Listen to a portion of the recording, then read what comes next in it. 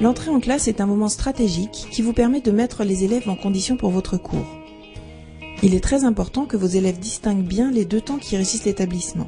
Le temps de vie scolaire, récréation, intercours et demi-pension, et le cours lui-même, assuré par le professeur. Pour cela, il est fortement conseillé de mettre en place des rituels pour l'entrée en cours. À la sonnerie, dans la cour, les élèves se regroupent. Je vais les chercher. Donc on monte à condition que les élèves soient regroupés.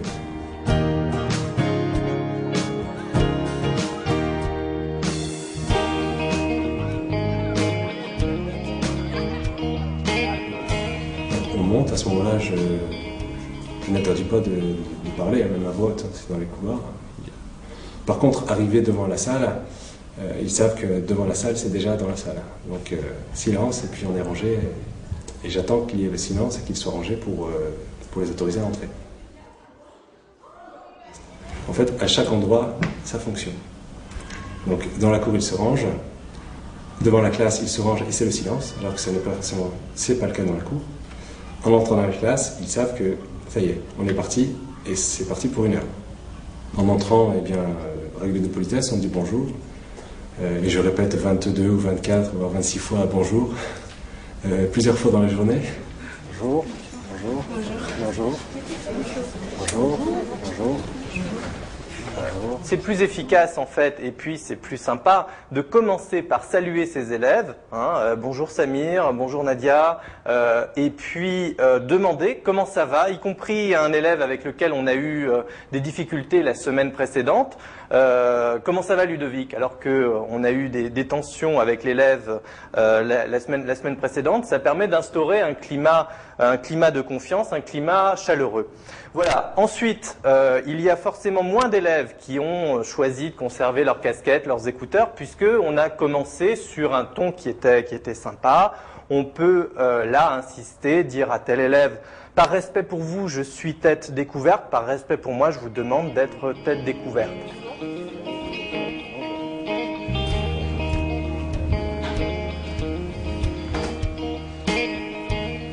Donc les élèves entrent dans la classe, se mettent à côté de leur table, sortent leurs affaires, toutes leurs affaires, y compris le carnet de correspondance, posent leur cartable par terre et enlèvent leur veste. À ce moment-là, dès que tout le monde s'est débarrassé de ses affaires, y compris moi, je sors mes affaires et j'enlève ma veste, je les autorise à s'asseoir. Et donc on peut commencer la séance proprement dit. Vous pouvez demander à vos élèves de poser leur carnet de correspondance bien en évidence sur leur table à chaque cours, même si vous n'avez pas l'intention de l'utiliser. Cela peut les dissuader de transgresser les règles, car ils savent que vous êtes prêt à les sanctionner si besoin. Faire monter les élèves dans la classe, leur demander de se taire à l'entrée, leur dire bonjour, leur faire sortir leurs affaires dès le début du cours, tout cela, ce sont des rituels. Les rituels permettent de donner aux élèves des repères qui leur sont indispensables pour se sentir encadrés, pris en compte et sécurisés, notamment dans les disciplines où les déplacements sont nécessaires comme en EPS.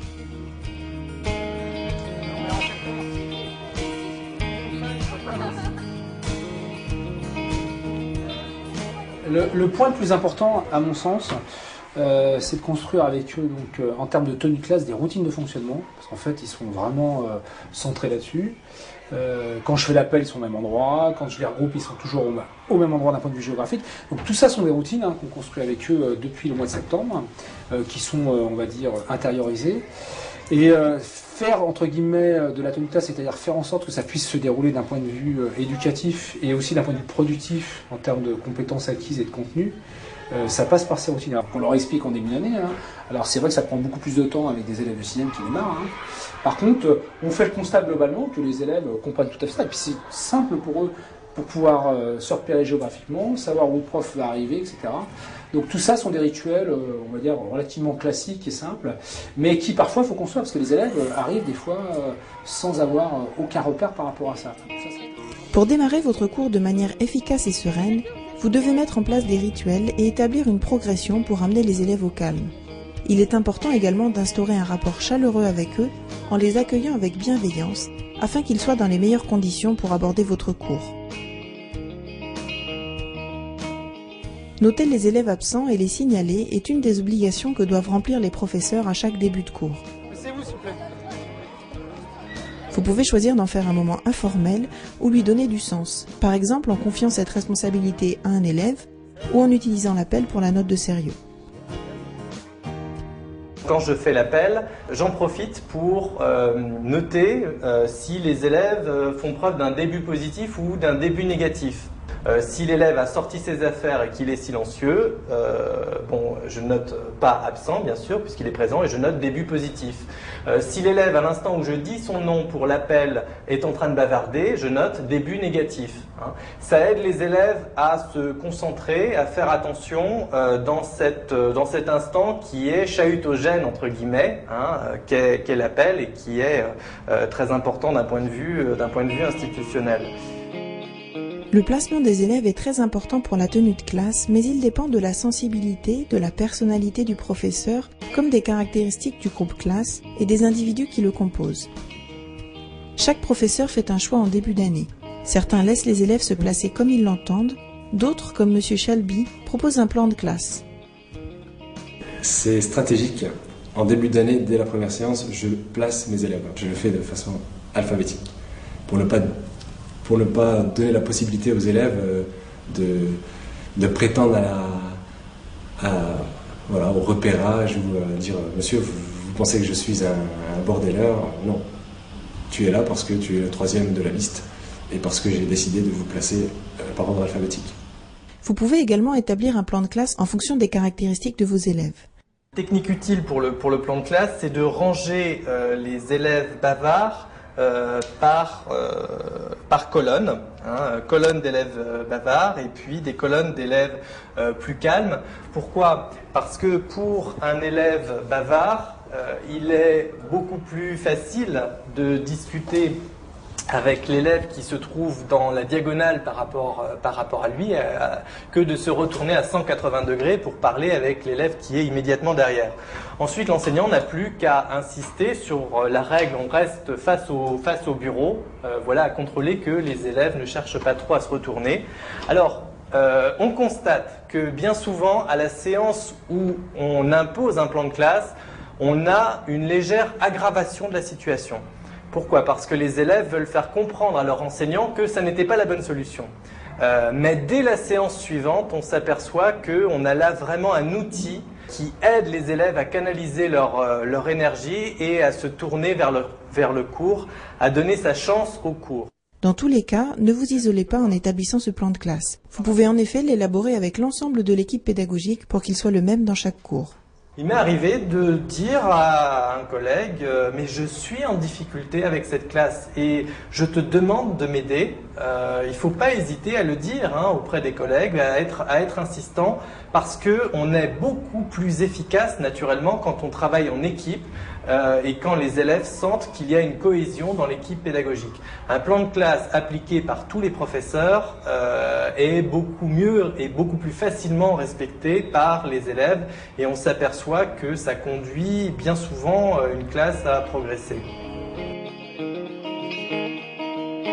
Une fin de cours mal organisée peut être génératrice de malentendus avec vos élèves.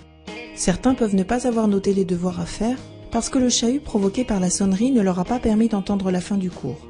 Il vous faut donc anticiper cette fin de cours et la préparer 5 minutes avant la sonnerie. Pour cela, une montre bien réglée peut vous être très utile. Petit conseil de rigueur, je fais attention à la régler régulièrement à la seconde près à la sonnerie du lycée. Ça marque un petit peu la rigueur de l'enseignant quand un élève dit « Ah monsieur, ça a sonné » et qu'on est capable de dire « Non, ça sonne dans 12 secondes » et que si l'élève compte, effectivement ça sonne après 12 secondes. La plupart des élèves commencent à ranger leurs affaires quand la sonnerie retentit, même si le cours n'est pas terminé, et cela déclenche le chahut. Ce n'est pas une fatalité et vous pouvez exiger qu'ils ne rangent leurs affaires que lorsque vous l'avez décidé. Le point de concours sectrice des angles du triangle. Dès qu'ils entendent la sonnerie, ils savent qu'ils n'ont pas le droit de ranger leurs affaires. C'est moi qui leur demande de ranger leurs affaires. La rangée de Joseph, vous pouvez y aller. Je contrôle aussi la sortie, donc tout le monde range ses affaires. Et une fois que les affaires sont rangées, qu'il y a le silence, parce que je rends les élèves à mes collègues comme je les reçois, c'est-à-dire en situation de pouvoir travailler. Je me mets au fond de la salle Et rangée par rangée, je les fais sortir. Et on dit au revoir en sortant. La rangée de witness sauf l'IS. Vous pouvez y aller. La fin du cours peut être un moment privilégié et l'occasion de discuter plus particulièrement avec un élève. Ne vous précipitez pas et profitez de ces instants pour établir un rapport convivial. L'entrée et la sortie de classe ne sont pas à négliger dans l'organisation de votre cours. Vous pouvez en faire des moments pédagogiques et conviviaux grâce aux rituels et un accueil chaleureux.